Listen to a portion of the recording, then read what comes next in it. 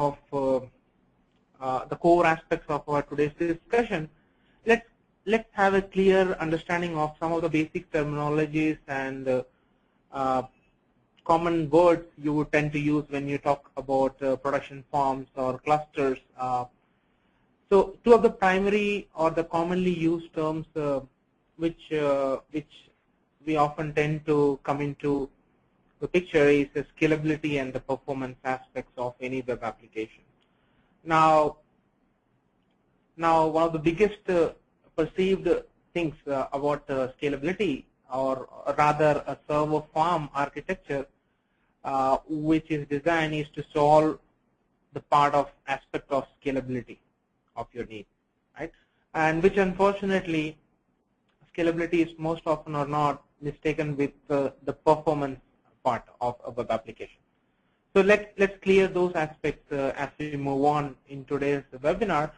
What basically scalability means is an application which is termed as a scalable application can or should be able to handle more users, processors, etc. with the introduction of new hardware resources, or specifically with the addition of more servers, right? That is when you call an application a scalable application. Now, performance on the other side can be defined or termed or related to a web application by understanding that a high performance application makes better use of the existing infrastructure or the existing hardware it has, right? Obviously, that means scalability and performance are, in a sense, interrelated, but there is a subtle difference. So most of the organization or the development organization who tend to develop production farms, they need to consider these terminologies clear while architecting or developing or creating those production farms for their needs. So I hope that scalability and performance aspects is clear, in at least at the basic level or usage of those specific terms.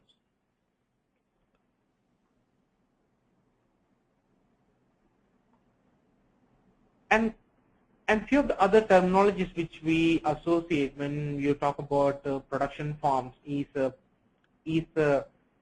horizontal scalability as well as vertical scalability, right? So these are predominantly or most widely used concepts when you look at any production farm environment or a cluster environment. Now, well, let's see what that basically means. So what a vertical scaling means. Basically, if there is an additional or an alternate name for that, which is often called as scale up, right? So what that means is you add additional resources to the single server which you have for your applications running in it, right? So basically, you enhance the existing infrastructure of the application by adding more CPUs, more RAM to that single server on which your application is running. Now, one of the challenges in having a scale-up or a vertical scalability is in terms of high availability. It's pretty challenging to achieve high availability. It's pretty challenging to implement high availability on a scale-up architecture. And because of that reason, there is a concept introduced, which is obviously the horizontal scaling or scale out, as more often we say. So what that means is you add additional nodes to a system. So predominantly, you start with a single server architecture, and as your application grows, depending on the traffic you get for your application, etc., various parameters, you add additional systems for your web application. So basically, what that means is more servers, which actually distributes the load across the web servers. You send it up as a load balanced environment, and of course, high availability is pretty easy or common to implement if you have a setup like a horizontal scalability aspects for or plan for your application. So that basically talks about vertical scaling as well as horizontal scaling there. I hope that clears out that part. Now, when you talk about production forms, here's a simple or a classic LAMP stack production form architecture, right? Which typically one would associate, right? So where you have a load balancer, which actually distributes the load of your application, and in the middle tier you have web servers. So a series of web servers, which is actually where your application is installed or running. And then at the database level, you have a MySQL master slave replication enabled, where you have a single MySQL master, which predominantly is used for any write operation that is performed by any of these web servers to the specific database. And then you also have multiple slaves associated, which this MySQL master replicates. And these are the slaves here, as you can see. Now, these slaves are behind a load balanced way. So basically, your web servers or the application where it's hosted, it communicates over the load balancer to these read-only slave servers.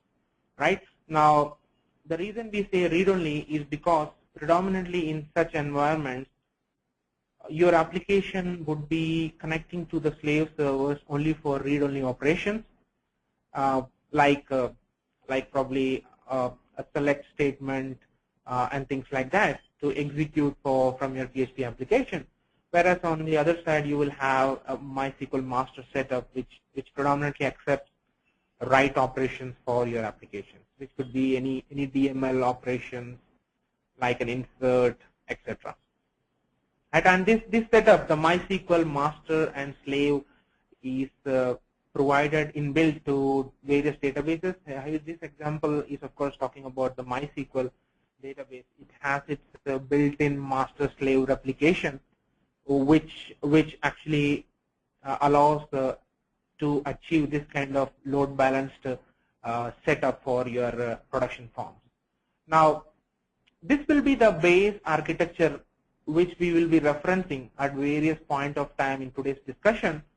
And this will be the base architecture which we will be looking at and see where things can be improved, some of the bottlenecks an organization can face in terms of developing the production forms, and how to mitigate those issues when you develop such production forms.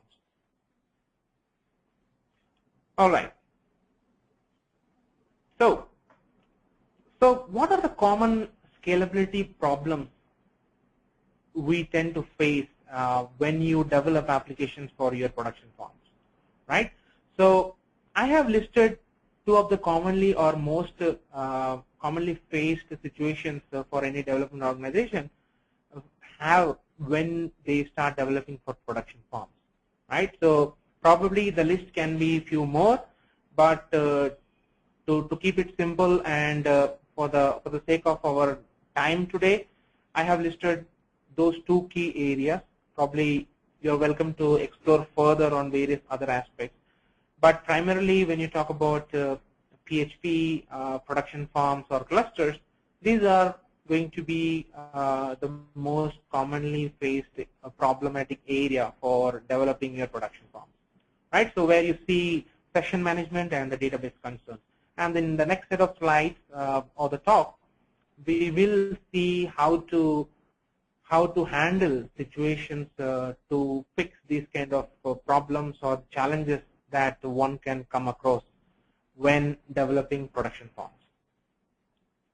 So starting with the session management aspect of any production form environment. Now people who obviously you guys would understand how the PHP session management happens gets created on a server. It creates a file in one of the server's location, and then PHP serializes the data, stores that into the file, and then each time when the script accesses the data, it deserializes it, reads it, and then finally it again updates to that.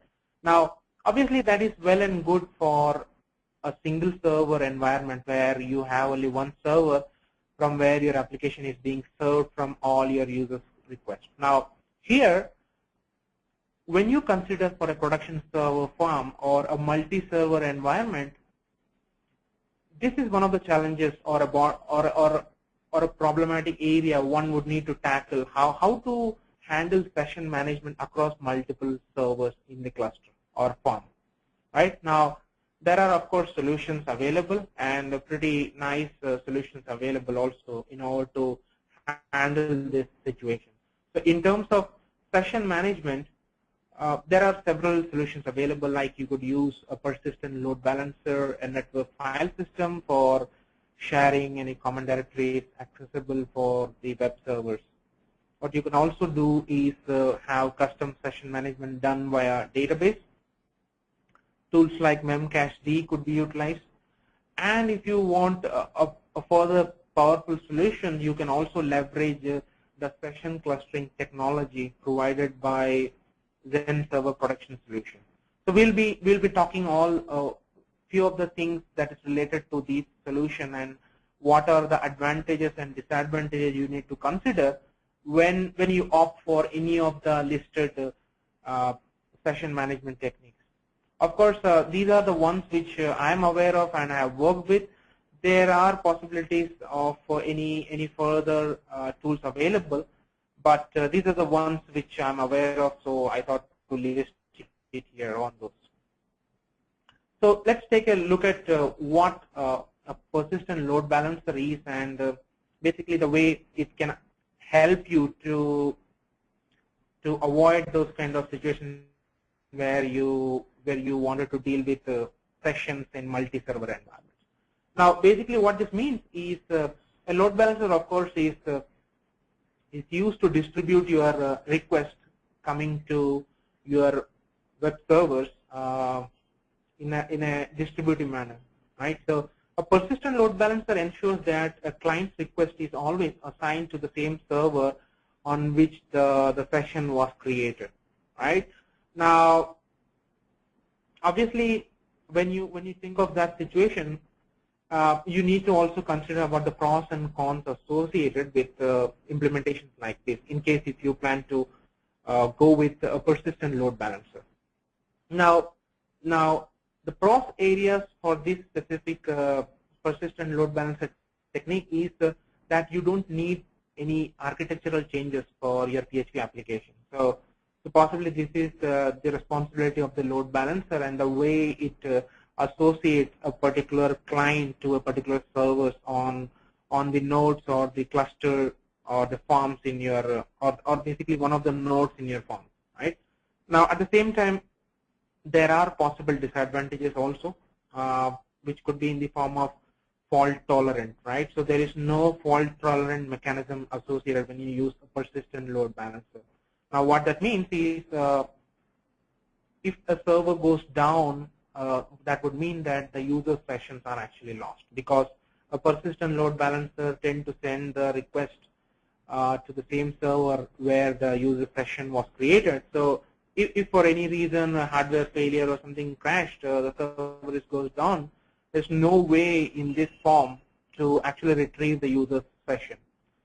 Of course, the load balancer is the bottleneck. The reason why load balancer is a bottleneck, because it is the load balancer who actually distributes that load or the request to that specific server. So that means in general, on a very high traffic timing, what would happen is there could be some servers which will be in an idle state, because let's assume a user who is performing a intensive process through your application. Now, because of this model, the load balancer will always send the request to that server, thereby not utilizing the resources optimally, right? it is not distributing the load optimally, obviously, because it always sends to the same server. So possible bottleneck could be at that level. And comparing to other kind of load balancer, a persistent load balancer is fairly expensive compared to the other load balancer available. So again, when you decide to choose a persistent load balancer, these are some of the hints that can help you in selecting those specific solutions. Now, the other way of handling session management on your production forms is to use mechanisms like network file system, or NFS as we commonly refer to it. Now, what this means is basically you share a common directory or a network share which is accessible throughout your web servers, and your users or your application sessions will be stored in that, so centrally. So your application can always access that to retrieve the sessions that is your application is creating. Now, again, the advantage when you consider you don't have to do any kind of changes for your PHP application code level. When you consider about the cons associated with that, it's probably a highly inefficient way to manage sessions for your production environment, and the design by itself is not very applicable for a read and write ratio, right? So the design for any network file system is where it lacks is in terms of the I/O operations or the read-write ratio or kind of operations. And of course, you may face performance-related problems, and chances of data being corrupting are also more in having these methodologies.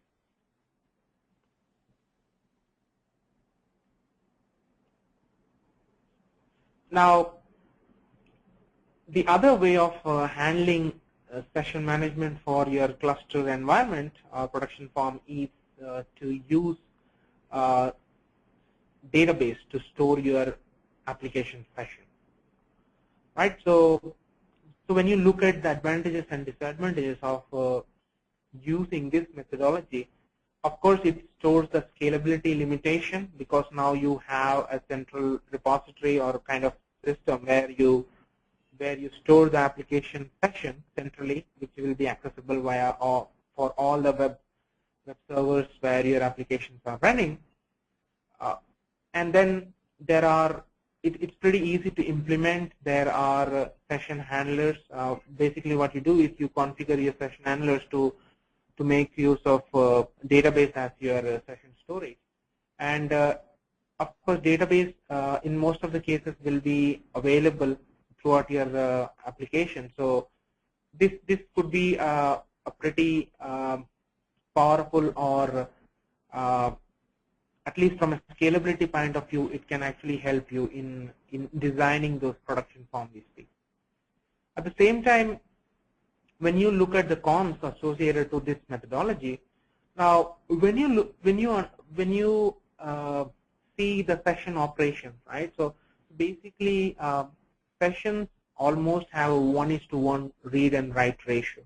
What that means is the sessions get updated with each request coming to your app server, right? So basically, when you consider our classic LAMP architecture in our previous slides which we saw, that would add a severe overhead on your MySQL master database server, which is predominantly used for write operations.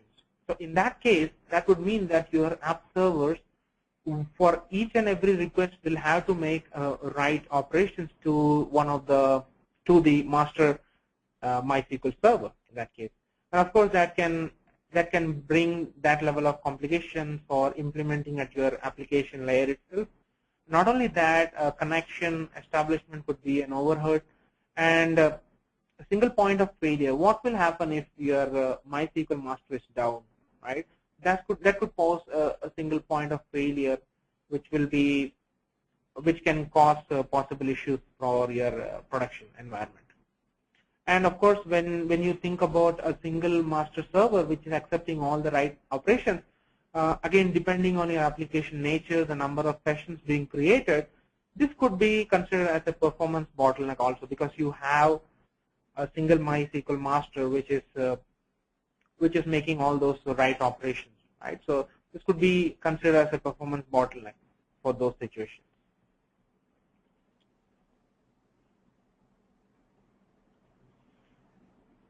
So another alternative or another way of managing sessions is to use Memcached. This is a powerful in-memory key value store technology. Basically, I would say this is the most, at least one of the most widely used way, but predominantly used for caching. But this is also useful for your session management aspects also in your production forms. Right, so it has native session handlers, extensions available for the PHP, and the way it works is it actually stores those the value in memory, in RAM to speak. So in that way, it's always faster comparing to other methodologies we have seen earlier, and also it can be clustered. So you can actually create a cluster of your Memcached servers to serve those specific sessions for your application. Now, disadvantages when you look at this, of course, because it's in-memory storage, there is no persistent layer available to this, and moreover, it's a caching system predominantly used for caching, but can also be used for your session storage purpose. And one of the other things it can cause problems is in terms of cyclic memory, right? So what that means is basically the moment any of the servers on which your Memcached is set up, if the memory is full, it will actually start overwriting the new set of files onto that. So that would mean that possible chances of losing the specific users or application session is a possibility there, because it overwrites when it's out of memory. So things like that could pose additional level of challenges for your production environment when you implement session management methodology using Memcached.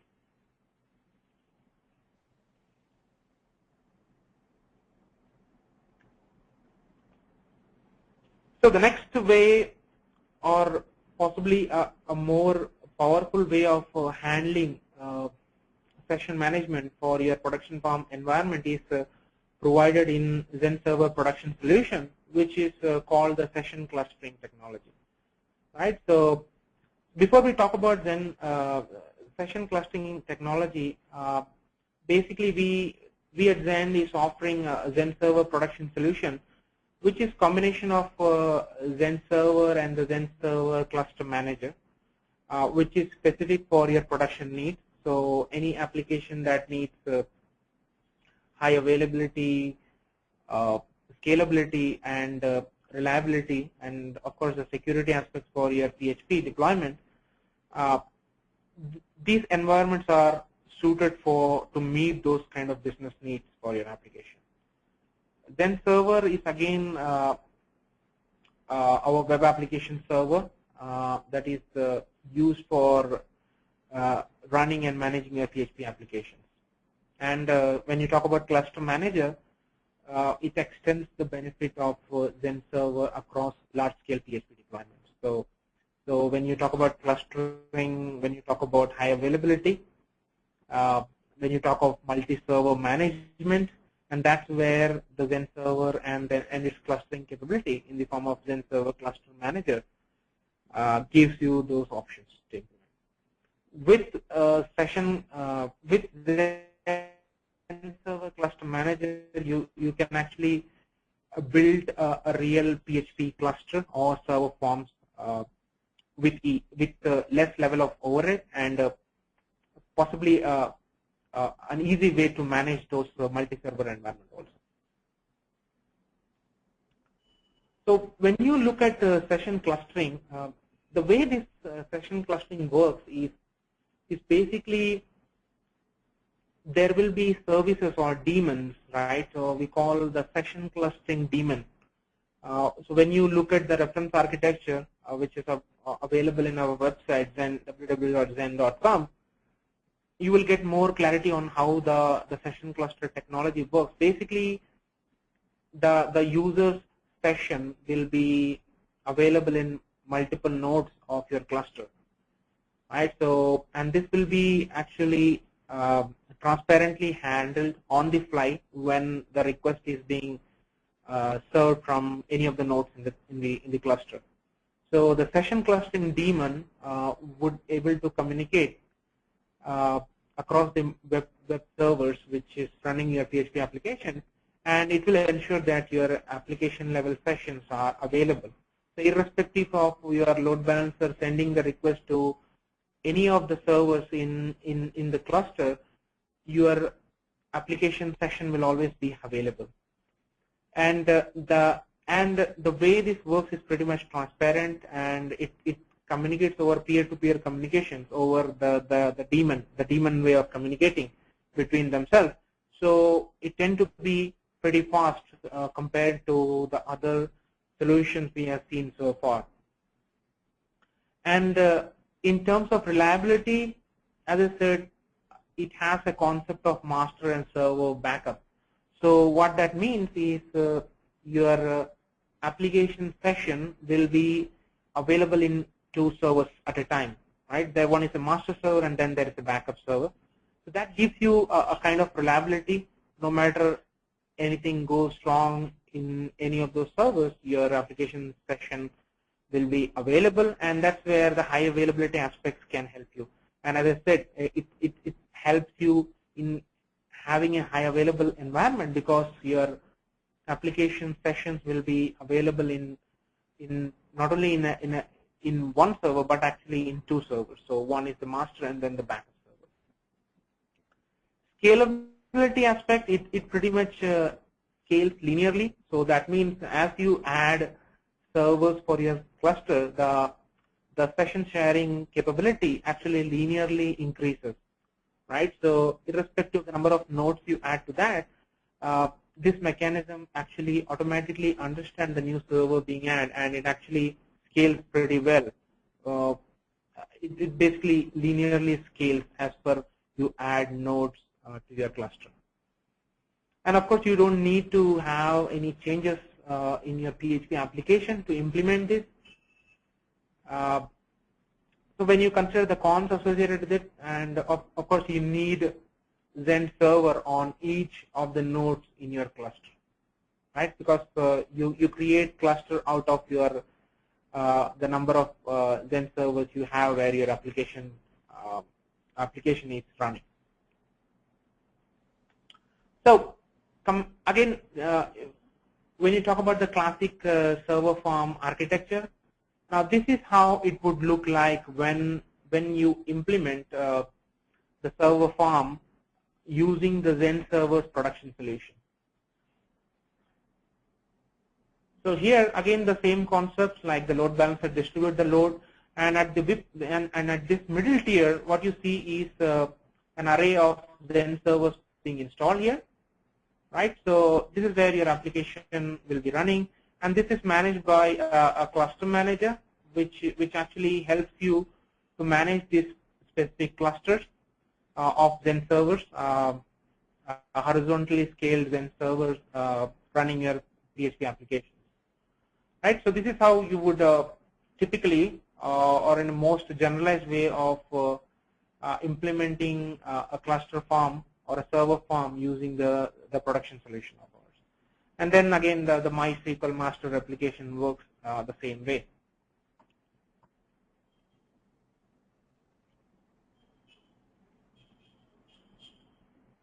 Okay.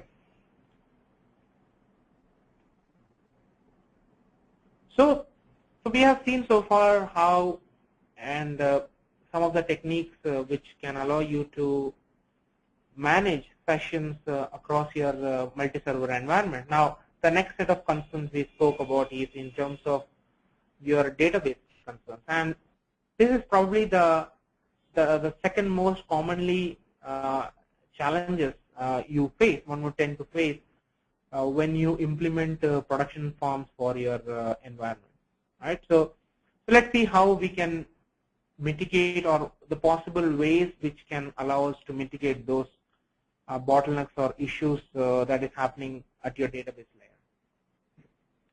Now, when you try to map it the classic production farm architecture which we saw earlier, now the possible bottlenecks, there could be possible bottlenecks at the database layer, as you can see, because right now in this architecture there is a single MySQL master, right, which is predominantly used for all the write operations performed by your web application.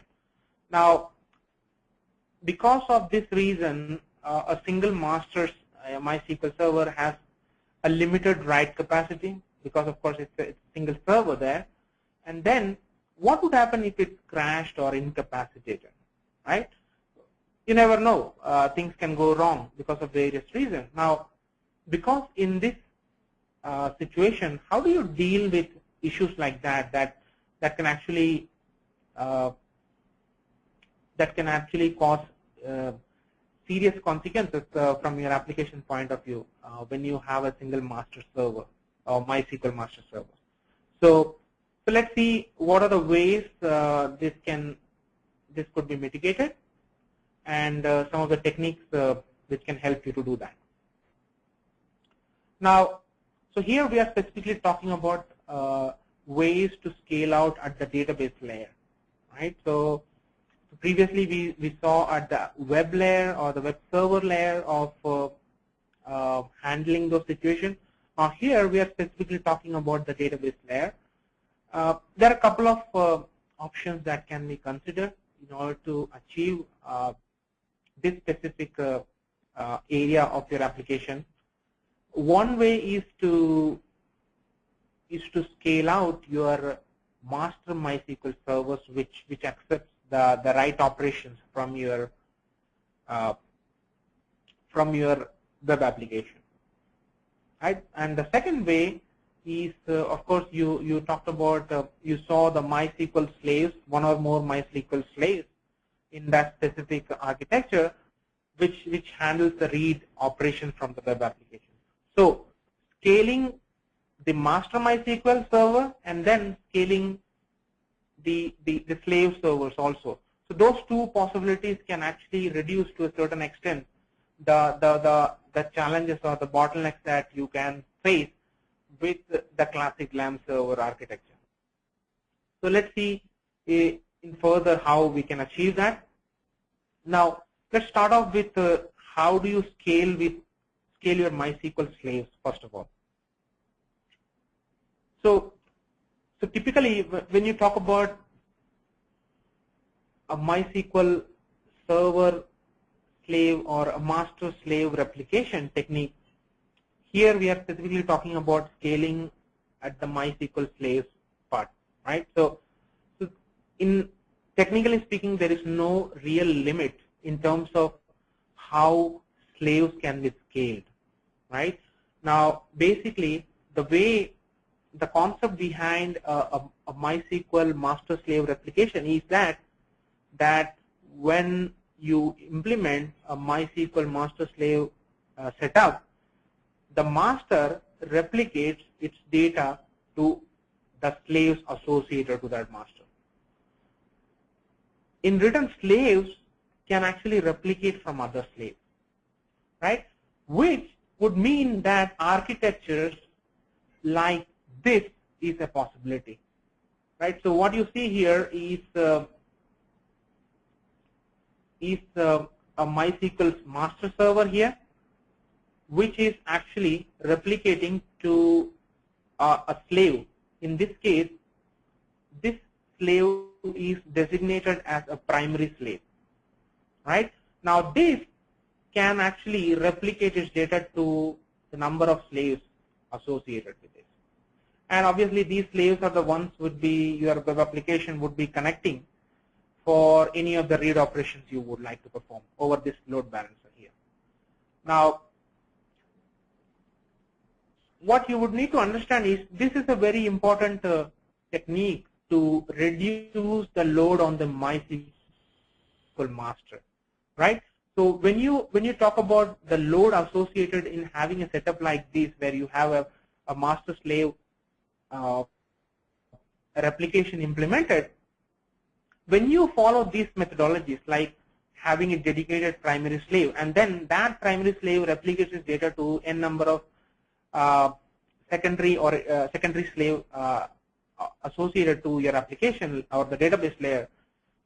Now, this way, the reason why we say the MySQL master load is reduced, because there is no direct impact on the MySQL master to replicate its data to n number of slaves, right? So the only thing MySQL master in this case is concerned is to actually replicate its data to one of the primary MySQL primary slave here, rather than n number of slaves associated here, right? So obviously that would mean that the less overhead on the MySQL master, because it has to deal with only one of the primary slaves, in this case to replicate the data.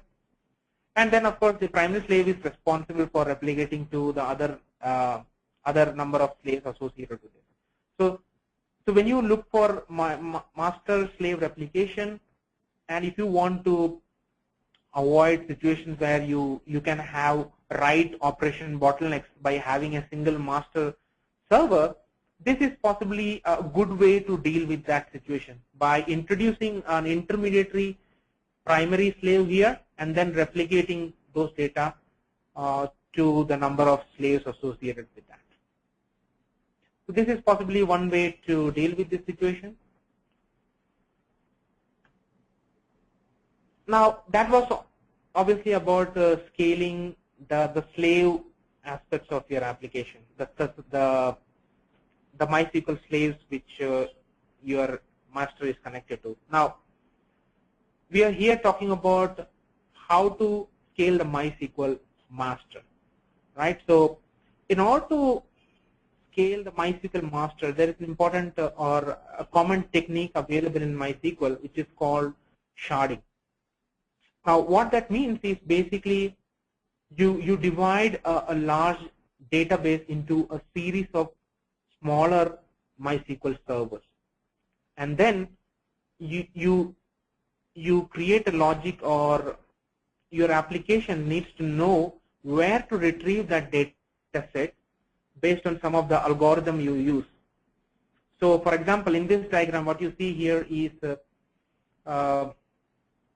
so you actually segregated those data into two cluster servers. So one is this side of this, and then there is a different area here. Now your application or the web server where your application is deployed can actually utilize a lookup database, which can actually internally send the request to that specific data set.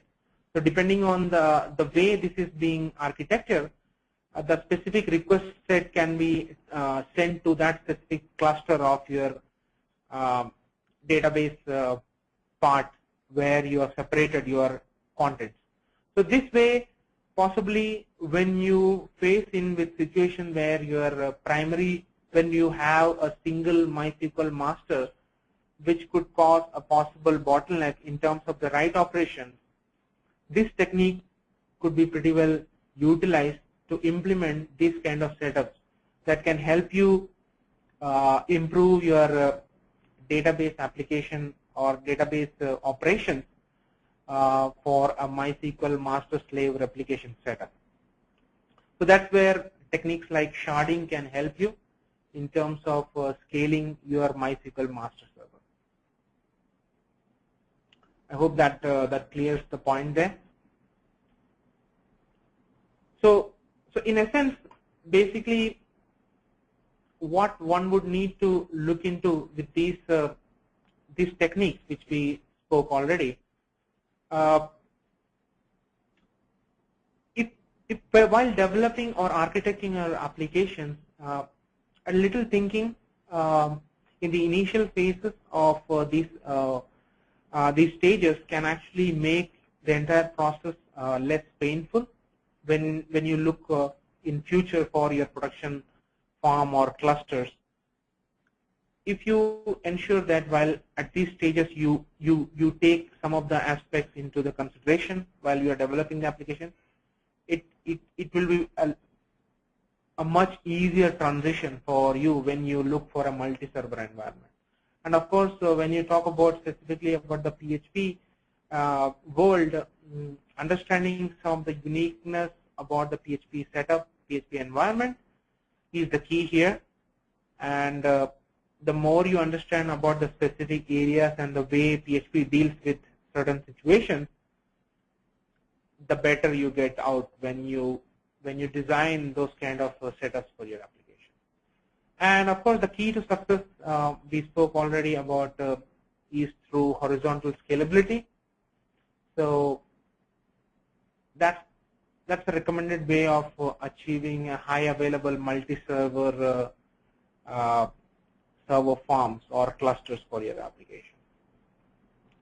So these are some of the ways or the techniques through which you can create your production farms or cluster for your PHP requirements. And if you want to learn few more techniques apart from what we spoke here in today's discussion, this book could be pretty well utilized. The Enterprise PHP Patterns by John Cornishall and Maurice Tucker. This could be a good reference for leveraging further knowledge in terms of developing production farms or production level needs at various points here. Of course, by showcasing some of the areas, my intention was to show those key areas. Of course, you might face some other challenges also in terms of choosing the right solution. Of course, that would need a few more additional things to be considered. But these are some of the things which I thought could be pretty useful when you develop a production forms.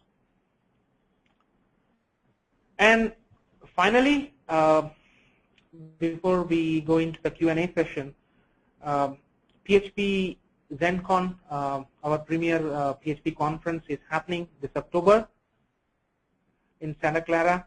So interested people who would like to attend this session are always welcome, and you can register yourself at the specific website, www.zencon.com.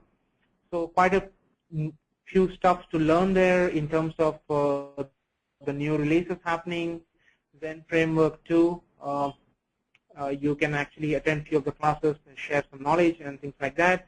Cloud aspects and some of the latest trends will be covered in those sessions there. So if any one of you are interested, you can always register and book your seat. So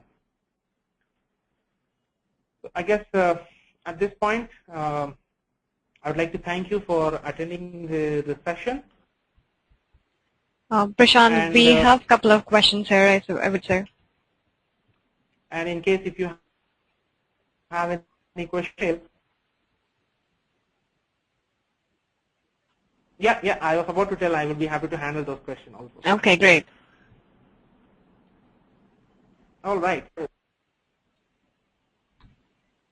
So I think the first question that we have is from Satendra, which is about sharding.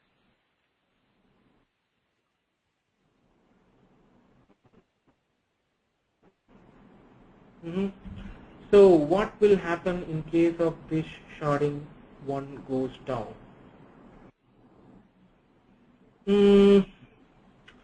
Satendra, I'm not sure whether I understand your question. So basically the architecture which we saw, I'm hoping your question is, if one of the shard goes down, does it have, what will happen, right? So is that what your question? I hope this is the question, if I understood correctly. Yes, and, yes. I would say, okay. So the way you would typically do is you will have multiple sharding done for your data sets, right? So it will be scattered over multiple servers. So that would give you a kind of high availability. So I'm assuming that MySQL will have some inbuilt mechanism where if any of the sets is not accessible, you can configure it to access from an intermediate set of data sets. I mean, that's what I can think of right now. I'm not sure. Maybe there is some other ways to handle the situation, but that's what I can think of at this point.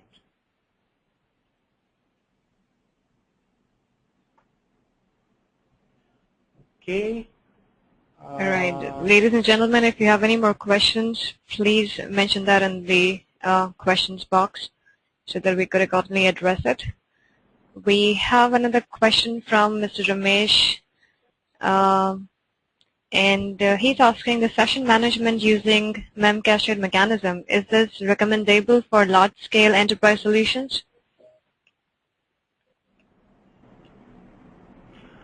That's a good question. But when you talk about large-scale enterprise solution, of course, Memcached is pretty scalable. It's a proven technique. But when you also talk about large-scale PHP environment, do you have any kind of enterprise support associated to that specific tools you are using? Right now, some of the other cons also we talked about situations where Memcached can fail in certain situations. You also need to consider those situations. So again, it all depends on what you as an organization would tend to do. But having said that, Memcached is a pretty scalable tool and a pretty scalable architecture it has. It's being widely used in many of the production deployments. But again, all it boils down is a couple of things you would like to ask yourself, having considered the pros and cons associated to that specific tools, and if something goes wrong, do you have an enterprise support associated to any of those tools? Those are some things which can help you make a decision whether to go with tools like that or not.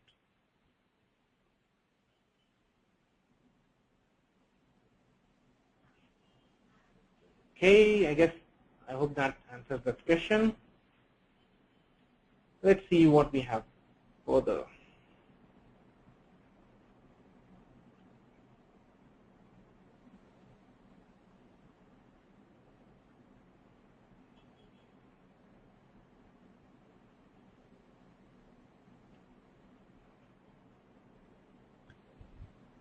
Okay.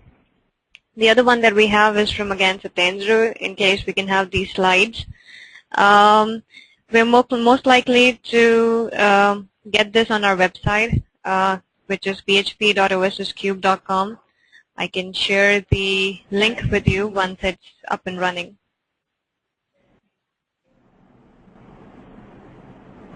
Sure.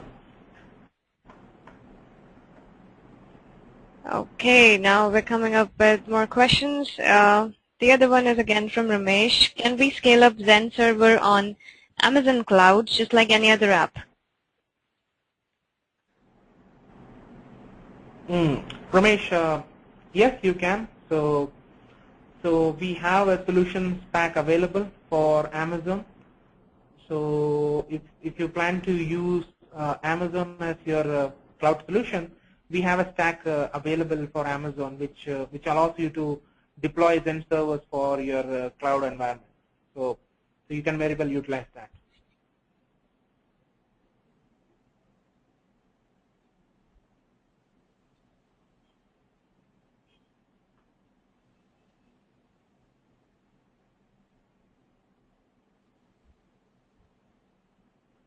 Okay. Any other questions? Okay, it's a new one. We have got this from Kumar. And he's saying we have a standalone server in the company for test environment, and we're hosting the production site on azure.com. the cloud environment. So we need to consider all these on here also. Can I also get the link to download the slide? Okay, the two different questions. I think what Kumar is asking is more from the current work that they are doing.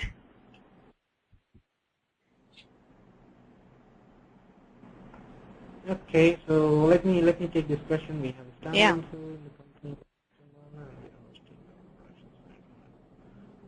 Do we need to consider all this here also? Yes, so basically the some of the things which we saw is actually common to any production form web application, right? Now, of course, irrespective of which cloud vendor you provide, of course, cloud solutions have some built-in mechanisms like they have predefined load balancing services. They have some of the monitoring availabilities and things like that pretty much well defined for their setup. But at the same time, there will be very specific application level requirements, like we spoke about session management, right? So on a multi-server environment, this is typically one would need to implement at the application level, right? So there is no predefined set of things that comes out of box that can actually help you with this. So I would say this area where the session management aspect is there, this would again still need to be implemented you as an organization when you are developing this application. But of course, cloud solutions can ease that part with some of the automated ways, but still there would be some level of work that you would need to do that for those specific areas.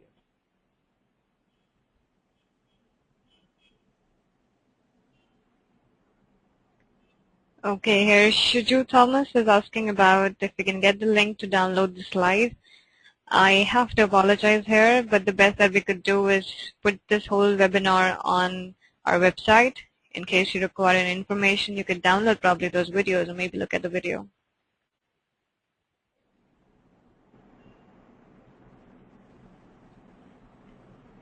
Cool.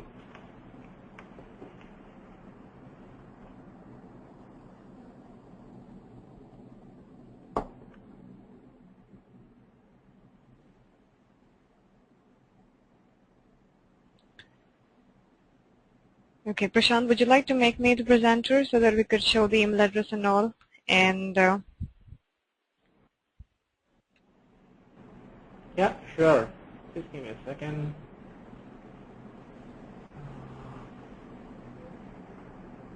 Okay, you should have a control now. yeah.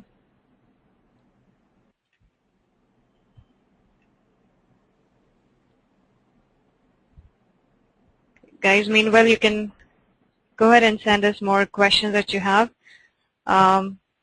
But just like to update you that we're coming up with the next webinar, which is next month, and it's about the asynchronous, more about the productions and all. Let me just quickly update you the exact date.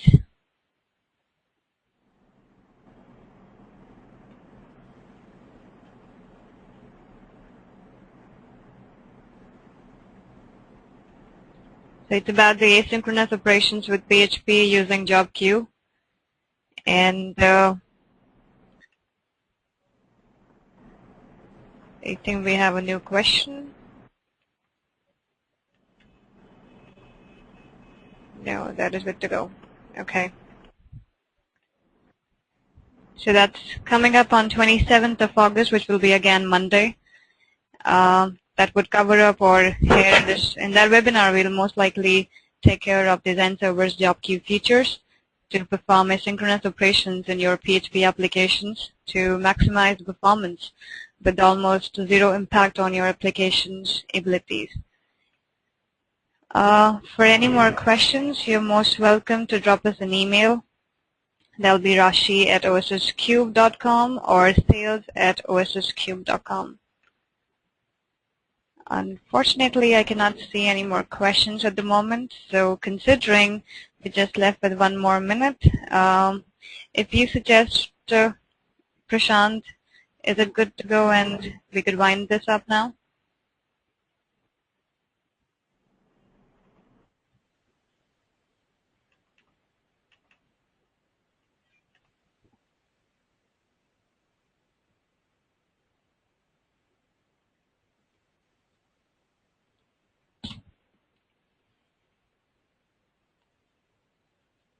Prashant?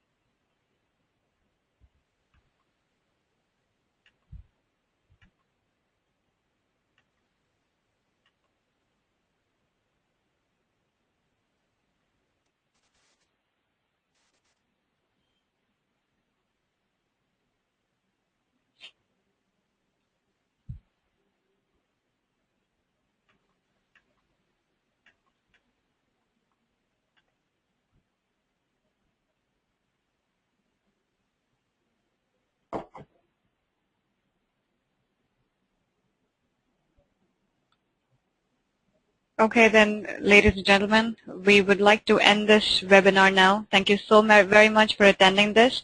We look forward to see you again next month then. Thank you so very much. Thanks, Prashant. Yep. Thank you. Bye-bye.